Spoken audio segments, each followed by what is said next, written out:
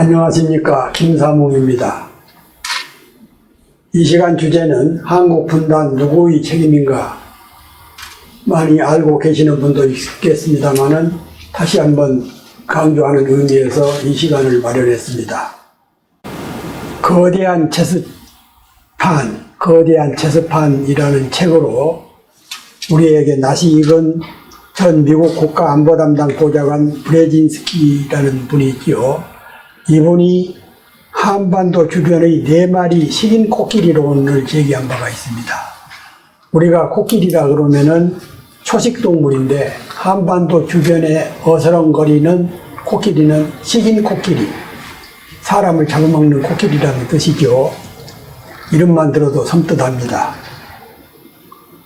미국, 일본, 중국, 러시아, 이른바 세계 4대 강국이 한반도 주변에서 어스렁거리면서 점점 포악성을 더해가고 국경이라는 울타리를 넘어서려 하고 있습니다. 이와 같은 구도는 그러나 어제 오늘의 일이 아니라 100년 전, 그 이전부터 있었던 현상입니다. 자칫하면 고래 싸움에 새우등 터진다는 속담이 있듯이 미국과 중국의 100번 경쟁에 한반도의 운명이 어찌 될지 대단히 불안한 시대로 접어들고 있습니다. 주변 강대국들은 날로 민족주의가 강화되고 동맹과 적대라는 짝짓기 또는 자국의 이익을 위해 동맹관계를 헌시짝 버리듯 하는 사태가 벌어지고 있습니다. 그야말로 예측 불허의 상태로 국제적인 변화 상태가 지속되고 고개를 부리고 있죠. 21세기의 짜르라고 하는 푸틴이 러시아 대통령으로 장기 집권하고 있고, 그러면서 강한 러시아 부활을 외치고 있습니다. 시진핑이 중국 국가주석에 재선되면서 중국 역시 중화민족의 위대한 부흥 일로 그런 기치를 내걸고 있지요. 거기다가 지금 곧 선거 결판이 어찌 될지 모르겠습니다만은 미국 대통령 재선되느냐 아니면은 이번으로 끝날지 모르는 미국 대통령 역시 자국 중심주의의 패권을 서슴없이 제시하고 있죠. 여기에 아베 신타로를 계승한다는 스가 요시히데 일본 신임 총리 역시 전임자가 추구했던 전쟁할 수 있는 나라, 말이 전쟁할 수 있는 나라지 실제로는 재무장을 공개적으로 국제사회에 선포한 그런 상태로 와 있습니다. 그야말로 4마리의 식인 코끼리들이 우리 주변에 가까이 오고 있죠. 해양 세력인 미국과 일본이 극우적인 동맹관계를 강화하고 있고, 대륙 세력인 중국과 러시아는 이에 맞서서 신냉전 질서를 굳어가고 있는 그런 상황입니다. 미국과 중국 양대 강국이 패권 경쟁에 휘말리고 있는 오늘의 국제 질서는 대단히 위기 상황으로 내달리고 있죠. 국제사회에서는 최근에 차이메리카라는 용어가 나올 정도로 향후 20년 후에는 중국이 미국의 국력, 경제력, 정보력, 무력을, 국방력을 앞선다는 그런 평가도 나오고 있습니다. 4마리의 거대한 식인 코끼리가 설치는 국제 무대에서 우리 한민족은 힘을 합쳐도 대응하기가 쉽지 않은데 남북은 갈라져서 최근에는 대화조차 끊어진 상태가 되고 있습니다. 북한은 여전히 핵무기의 고도화로 한반도의 위기를 가중시키고 있고, 남쪽은 메아리 없는 종전선언에 매달리고 있는 형국입니다. 국제적인 도전 앞에 우리 한민족은 남북한은 민족적인 구심점을 상실한 채 위기를 맞고 있습니다. 구한말의 상황과 어쩌면 이렇게 비슷한 상황으로 치닫고 있는지 우려되는 측면이 없지가 않습니다. 두 번째는 고난 속에서 지킨 민족의 정체성을 다시 찾는다, 다시 본다.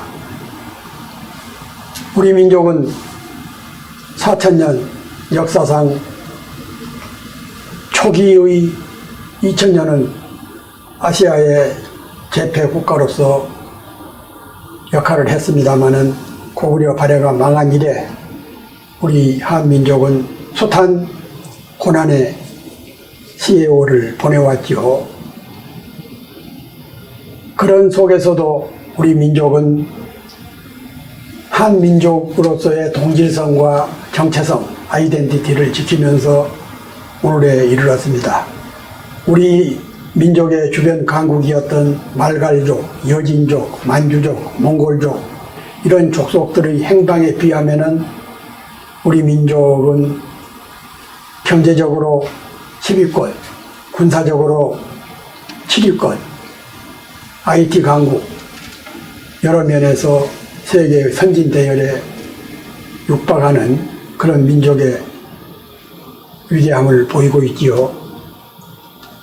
그런데 따지고 보면은, 돌이켜보면은 우리 민족은 고대 국가, 고대 부족국가 시대에 국토 심장부에 400년 동안이나 낙랑군이 식민지를 시행을 했고, 고려시대에는 몽골의 40년 지배, 조선 정기는 250년 동안 명나라 간섭, 병자호란, 오란 이후 260년 동안 천국의 복속, 거기다가 일제 35년 동안의 식민지 통치, 이런 가혹한 외세와 침탈을 받아오는 과정에서도 민족의 정체성을 지켰습니다. 앞서 설명한 말갈, 여진, 만주족, 몽골족 이런 족속들에 비하면은 우리 민족의 우수성, 이것은 대단하지요. 따라서 우리 공동체의 원형질이 되어온 민족이라는 젖도어는 언어 이상의 의미를 갖습니다. 외세에 깃밟히고 강대국의 지배와 속박에 시달리면서도 민족적인 동질성을 지켜서 오늘에 이르렀죠.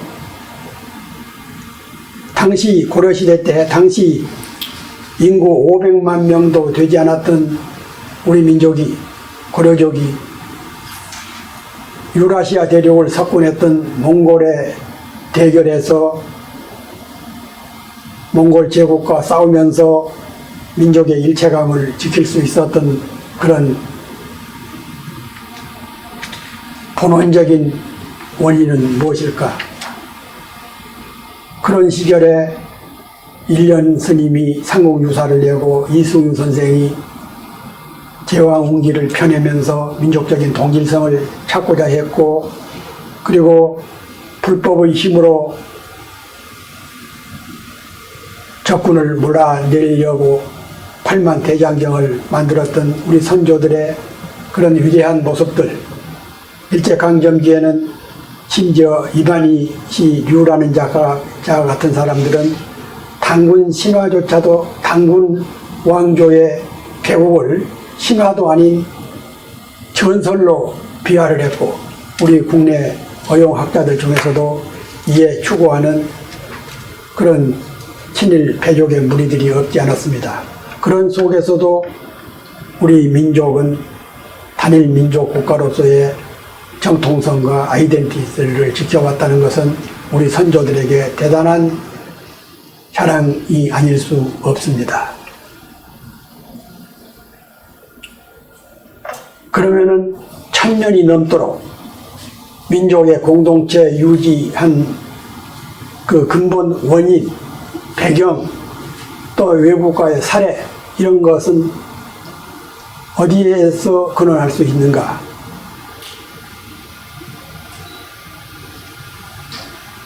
고려 중기 이래 1000년 이상을 통일된 민족국가로 고난과 영광을 함께 해온 우리 민족은 특히 일제강점기에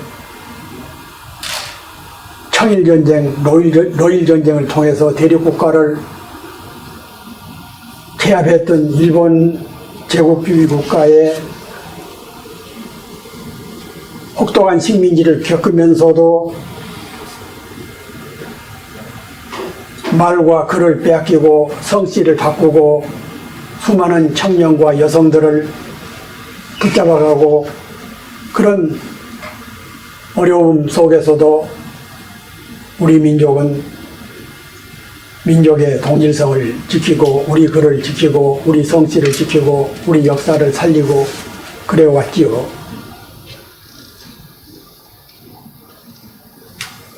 민족 말살 정책 속에서도 민족의 자존심을 지키고 독립군을 양성하고 의병을 키우고 의열단, 광복군, 독립군 이런 민족의 정수들이 국헌을 지키면서 마침내 해방을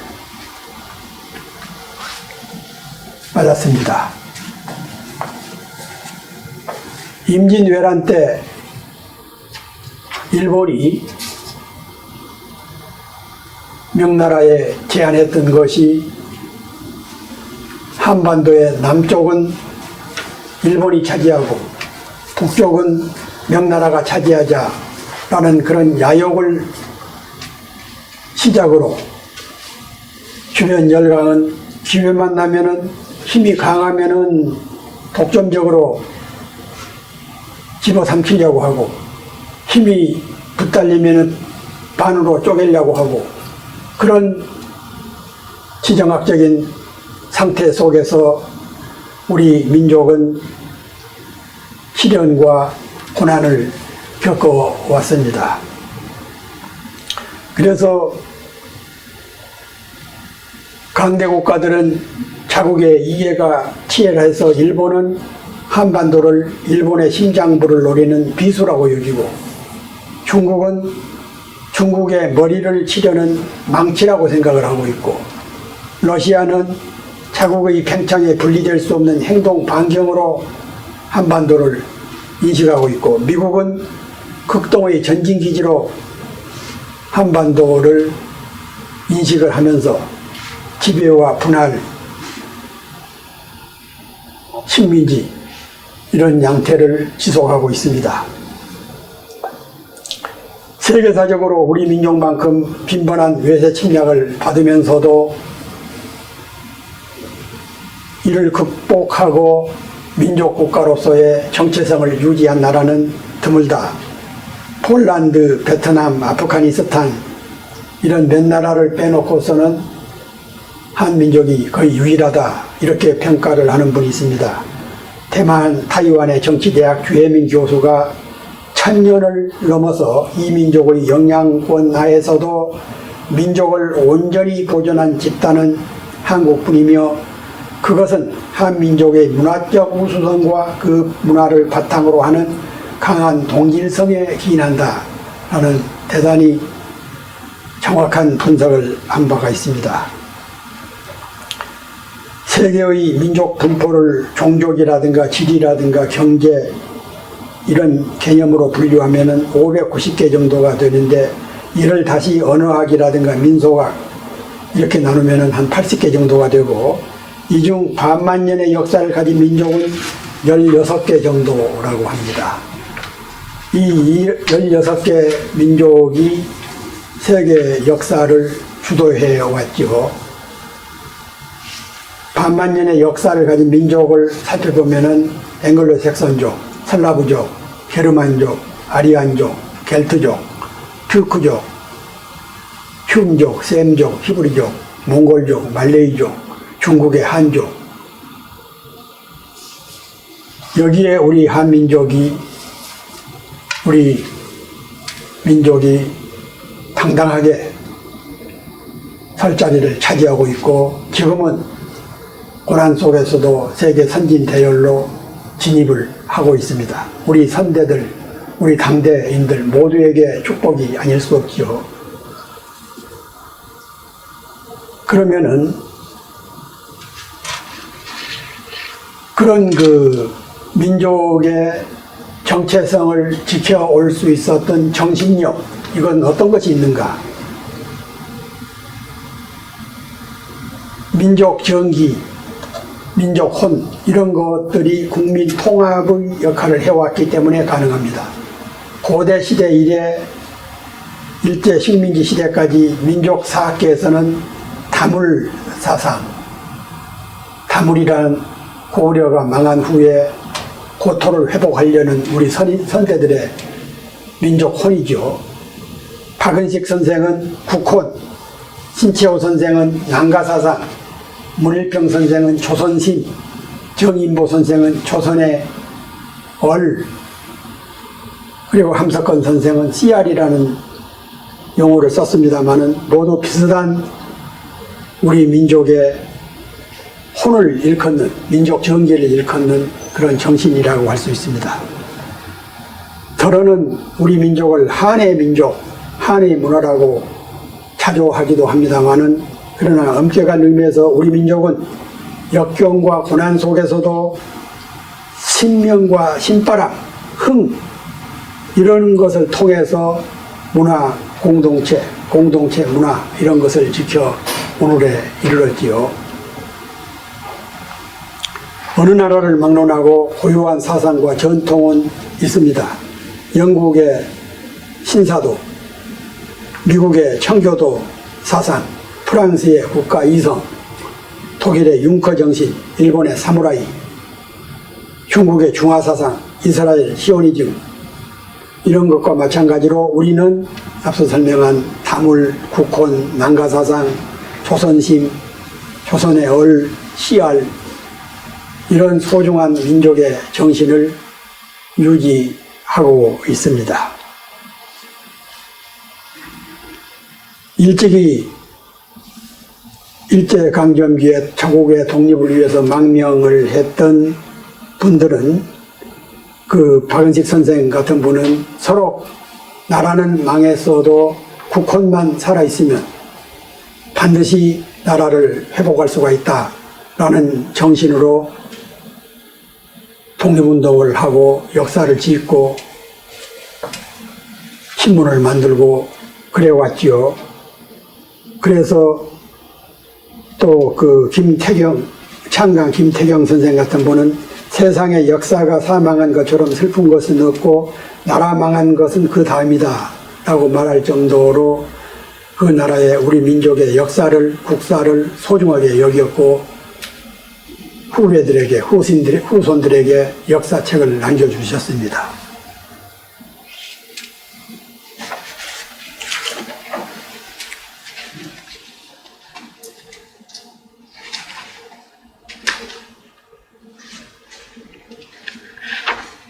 그러면은 분단의 책임이 누구에게 있느냐? 결자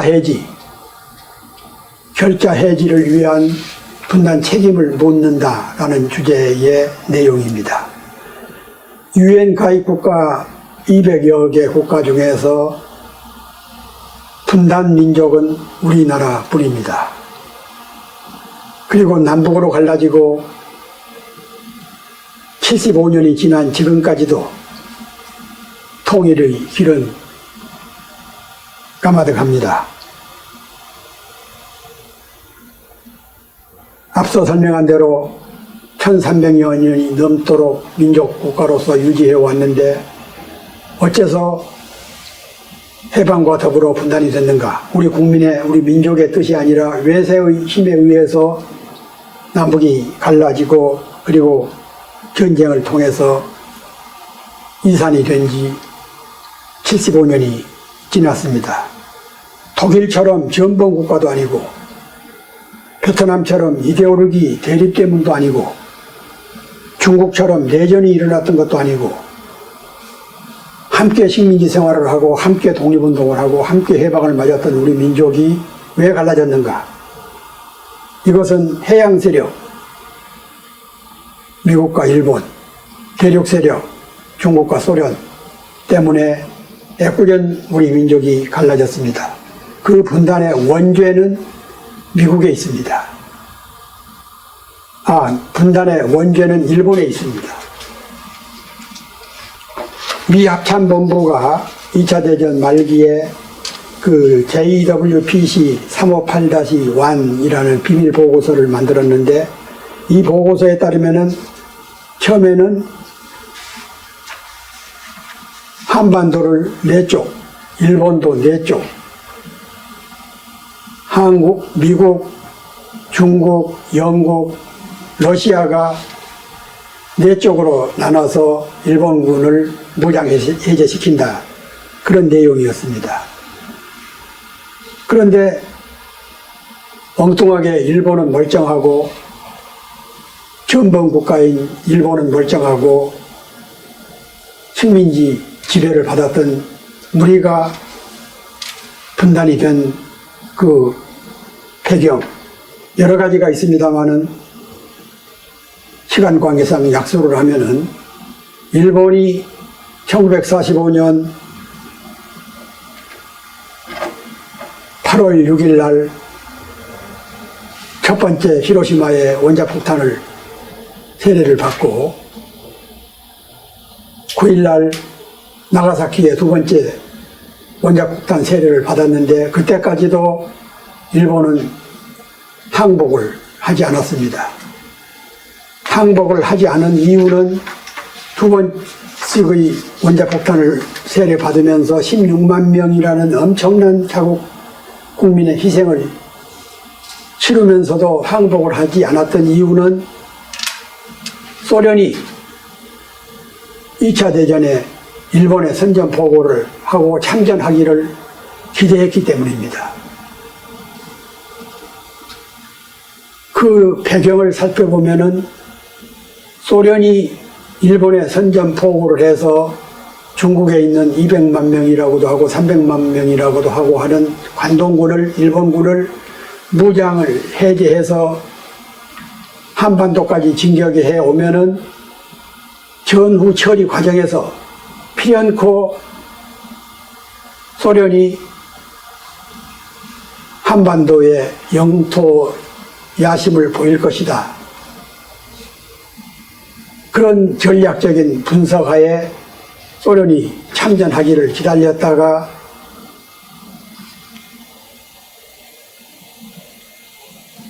소련이 일본에 선전포고를 하니까 그때야 8월 10일 날 스웨덴을 통해서 일본이 미국에게 항복 선언을 했습니다. 그것 때문에, 그로 인해서 한반도가 북쪽은 소련군, 남쪽은 일본군, 그러니까 미군 입장에서는 오키나와 섬 하나를 회복하는 데도 1만 명 가까운 미군 희생을 치렀는데, 한반도, 중국에 있는 관동군, 이 엄청난 무력을 상대로 무장 해제를 시키려면 엄청 많은 미군의 희생을 담보해야 되지 않느냐라는 그런 우려 때문에 결국은 소련군을 끌어들였고, 소련군은 거침없이 관동군을 거쳐서 북한으로 진격해 왔지요.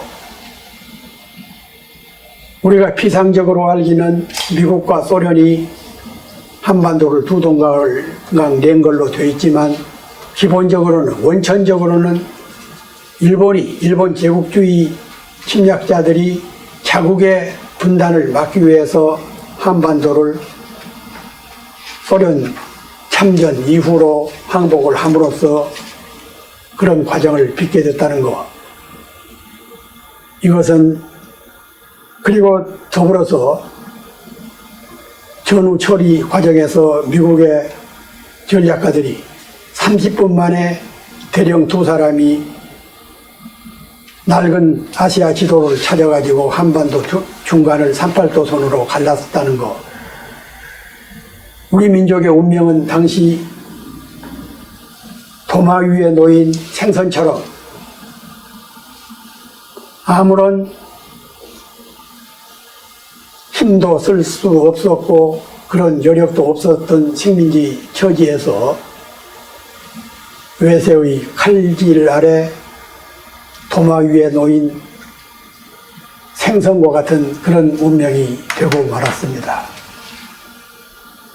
돌이켜보면은 우리 한민족은 그처럼 고난 속에서도 민족의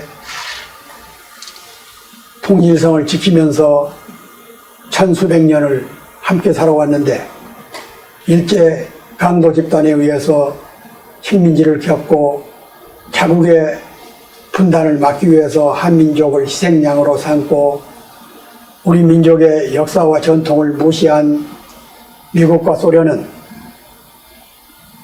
도마 위에 놓인 생선 요리하듯이 두 동강을 내서 오늘에 이르렀습니다. 분단의 책임은 일본 제국주의에 있고 칼질하는 미국과 소련 두 국가의 귀속이 됩니다. 그래서 결자 해지, 한민족을 분단시키고 한민족을 냉전과 열전과 신냉전과 탈냉전 그런 과정을 거치면서 분단 75년이 지난 오늘에 이르기까지 우리는 아직도 외세의 지배하에서 민족의 정체성을, 민족의 통일을 찾지 못하고 있는 그런 상태입니다. 우리가 분단의 아픔을 극복하기 위해서는 분단의 배경, 분단의 책임 이런 것을 명확히 인식함으로써 통일의 길을 찾아야 되지 않을까 싶습니다. 마지막으로 한 말씀 곁들이면은 우리나라 정치인들, 지도자들 네 마리 코끼리, 식인 코끼리가 어스렁거리는 이 시대에 다시 한번 구한말과 같은 그런 아픔을 겪지 않기 위해서는 더욱 분발하고 우리 국민들도 깨어있는 국민들이 앞장서서 정치인들,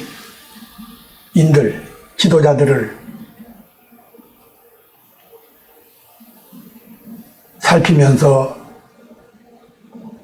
우리 선대들이 이루게 했던 위대한 민족혼을 회복해서 통일, 조국, 세계 무대에서 당당하게 선진대열로 질주할 수 있는 그런 민족 국가를 이루어야 될 때가 아닌가 싶습니다. 경청해 주셔서 감사합니다.